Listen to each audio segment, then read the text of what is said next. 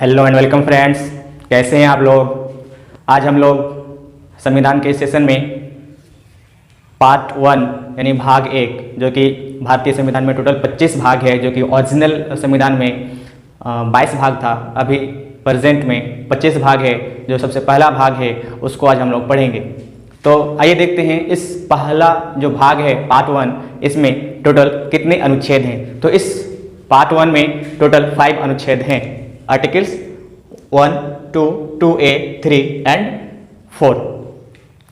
तो जो सबसे पहला आर्टिकल है हमारे इस भाग का, इसमें संघ का नाम और उसके राज्य क्षेत्र का नाम को लिखा गया है। यानी कि India, that is Bharat, is a union of states, not a group of states, not a federal structure की बात नहीं करता यहाँ पे। यानी कि भारत जो है आर्टिकल 1 में यह बताया गया है कि भारत राज्यों का संघ होगा, ना कि राज्यों का समूह। क्योंकि यूएसए में फेडरल सिस्टम है, यानी कि वहाँ पे राज्यों का समूह होता है और एक समझौते के तहत वहाँ वो लोग आपस में मिले होते हैं। लेकिन हमारे इंडिया में यहाँ पर किसी भी तरह का समझौता नहीं है, बल्कि यह एक संघ है जो कि चाहकर भी कोई स्टेट अलग नहीं हो सकता है। एक लंबा विषय रहा है। संविधान जो निर्माण हो रहा था उस टाइम जो देशी रियासत संविधान सभा में भाग नहीं ले रहे थे, वो चाह रहे थे कि हम स्वतंत्र रहेंगे। लेकिन जो प्रांतीय समिति जिसका कि अध्यक्ष था सरदार वल्लभ भाई पटेल कर रहे थे, उन्होंने सारे जो देशी रियासत थे उनको मिला लिया था और ऐसा एक संघ का निर्माण किया गया है कि वो अब चाह करके भी अलग नहीं हो सकते। तो चलिए दोस्तों, पहले देखते हैं कि हमारे जो स्टेट्स हैं वो कितने हैं। तो जम्मू और कश्मीर को यूटीज में बदलने के बाद हमारे इंडिया में अभी टोटल 28 स्टेट्स हैं और 8 यूनियन टेरिटरीज हैं। ये जो पहले 29 राज्य था और 7 यूनियन टेरिटरी था, लेकिन जम्मू कश्मीर को 2 बना दिया गया। जम्मू एंड कश्मीर और लद्दाख लेह को अलग करके 2 यूटीज बना दिया गया।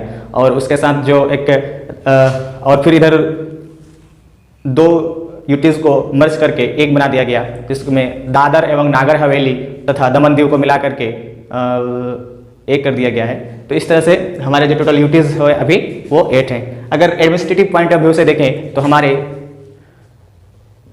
इंडिया में अभी टोटल 28 स्टेट्स हैं। और अगर ज्योग्राफिकल पॉइंट ऑफ व्यू से देखें तो 28 स्टेट्स प्लस 8 यूटीज हैं। उसके बाद आर्टिकल 2 की बात करते हैं अगर हम, तो आर्टिकल 2 में नए राज्यों का प्रवेश या स्थापना की बात कही गई है। और आर्टिकल जो 2A है वो सिक्किम से जुड़ा हुआ है, जिसमें कि सिक्किम को संघ के साथ मिला लिया गया था। और उसके बाद आते हैं हम लोग आर्टिकल 3 में। तो आर्टिकल 3 में सेंटर को यह पावर है या शक्ति है कि वो किसी भी राज्य को तोड़कर 2 नए राज्य बना सकते हैं। कोई भी 2 राज्य को मिलाकर एक नया राज्य बना सकते हैं। राज्य का जो क्षेत्र है उसका क्षेत्र को कम कर सकता है, चाहे तो राज्य का क्षेत्र को बढ़ा सकता है, और चाहे तो राज्य का सीमा में परिवर्तन कर सकता है, बाउंड्री में, या फिर चाहे तो राज्य का नाम भी बदल सकता है। यानी कि नया राज्य बना सकता है 2 राज्यों को मिलाकर या तोड़कर, क्षेत्र को भी घटा सकता है, बढ़ा भी सकता है, सीमा में परिवर्तन कर सकता है, या फिर स्टेट का नाम को भी बदल सकता है। तो हम लोग देख लेते हैं कि ये जो फॉर्मेशन ऑफ स्टेट होता है या फिर राज्यों का जो पुनर्गठन होता है वो कैसे होता है, उसका क्या प्रोसेस है। तो सबसे पहले ड्राफ्ट तैयार किया जाता है। ड्राफ्ट रिलेटेड मिनिस्ट्री में तैयार होता है और वो मिनिस्ट्री उस बिल का नाम तय करता है और उसके बाद कैबिनेट में इसको डिस्कस करते हैं और उसको प्रेसिडेंट के पास भेज देते हैं। इस प्रोसेस के बाद या जो ड्राफ्टिंग का प्रोसेस है ये पूरा होने के बाद प्रेसिडेंट के पास भेजा जाता है और वो प्रेसिडेंट क्या करते हैं, जिस स्टेट से रिलेटेड ये इशू होता है उस स्टेट को भेजा जाता है, उस स्टेट के लेजिस्लेचर के पास भेजा जाता है एक टाइम लिमिट के साथ। एक निश्चित समय अवधि दिया जाता है उसे उस पर विचार करके वापस जवाब देने के लिए। और फिर फर्स्ट स्टेप में तो प्रेसिडेंट के पास भेजा जाता है उस बिल को। वो बिल प्रेसिडेंट यानी कि जिस स्टेट से रिलेटेड वो इशू होगा उस स्टेट को भेजेगा, उस स्टेट की विधायिका को भेजेगा दूसरे स्टेप में एक टाइम लिमिट के साथ। और फिर उसका बिल का नाम भी होगा और बिल में यह दर्शाया रहेगा कि वो उसको तोड़ करके कौन सा स्टेट बनाना है। उसके बाद इसे वापस हाँ, एक चीज़ और, स्टेट असेंबली इस पर विचार करके अगर बात अपने विचार को वापस नहीं भेजता है प्रेसिडेंट के पास, तो यह मान लिया जाता है कि उन्होंने अपना विचार दे दिया है। और उस विचार को मानने के लिए पार्लियामेंट या राष्ट्रपति बाउंड नहीं है, वो चाहे तो मान भी सकता है और चाहे तो नहीं भी मान सकता है। उसके बाद उस बिल को पार्लियामेंट में भेज दिया जाता है और पार्लियामेंट स्टेट के दिए हुए विचार पर विचार कर भी सकता है, नहीं भी कर सकता है, वो बाउंडेड नहीं होता है। और अगर बिल में कुछ परिवर्तन करता है, पार्लियामेंट उस पर डिस्कस करने के बाद कुछ अगर परिवर्तन करता है, तो वो उसको स्टेट के पास भेजना आवश्यक नहीं होता है, वो नहीं भेजते हैं उसको, उसकी इस बिल में कुछ चेंजिंग भी किया गया है। उसके बाद फिर सिंपल मेजोरिटी में या फिर साधारण बहुमत से इस बिल को पास कर लिया जाता है और पास होने के साथ इसको प्रेसिडेंट के पास फिर से मंजूरी के लिए भेजा जाता है। यानी पार्लियामेंट में पास होने के बाद वापस इसे प्रेसिडेंट ऑफ इंडिया को भेजा जाता है और प्रेसिडेंट ऑफ इंडिया का जैसी ही मंजूरी होती है वो नया स्टेट का फॉर्मेशन हो जाता है। चलिए दोस्तों, उसके बाद आगे बढ़ते हैं आर्टिकल 4। आर्टिकल 4 में ये जो प्रोसेस था 3 में कि नए राज्यों का गठन संसद अपने हिसाब से कर सकता है, तो इस चीज़ को आर्टिकल 4 कहता है कि यह संविधान में संशोधन नहीं है। क्योंकि आप लोगों को पता है कि संविधान संशोधन के लिए 2 कंडीशन दिया गया था 368 के तहत। आर्टिकल 368 में मेंशन है कि स्पेशल मेजोरिटी की बात कहता है, यानी कि जो प्रेजेंट मेंबर्स हैं, एमपीज हैं, उनका 2/3 प्लस टोटल स्ट्रेंथ का मेजोरिटी, तब जाकर के ये दोनों कंडीशन को सेटिस्फाई करेगा तो ही वो संविधान में संशोधन होगा। और रिजिड कंडीशन में ये था कि 2/3 टोटल प्रेजेंट मेंबर का प्लस 50% प्लस 1 यानी कि मेजोरिटी प्लस 50% स्टेट का भी उसमें समर्थन चाहिए था, तब रिजिड प्रोविजंस में चेंजिंग किया जा सकते थे। तो जो नए स्टेट का फॉर्मेशन है ये हमारे इन दोनों में से 368 से बाहर है, इसको संविधान संशोधन का भाग नहीं माना जाता है। ये आर्टिकल 4 में इस बात को मेंशन किया गया है, यानी कि 368 कहता है यह संविधान संशोधन नहीं है। ठीक है दोस्तों, उसके बाद आगे बढ़ते हैं कि भाषा के आधार पर on the basis of language या लिंग्विस्टिक के बेस पर नए राज्यों का गठन होना चाहिए नहीं होना चाहिए, इसका जानकारी या इस पर सुझाव लेने के लिए, सलाह लेने के लिए सबसे पहले केंद्र सरकार ने यानी भारत सरकार ने जून 1948 में एक कमीशन बनाता है, इसको जस्टिस धर कमीशन के नाम से जानते हैं।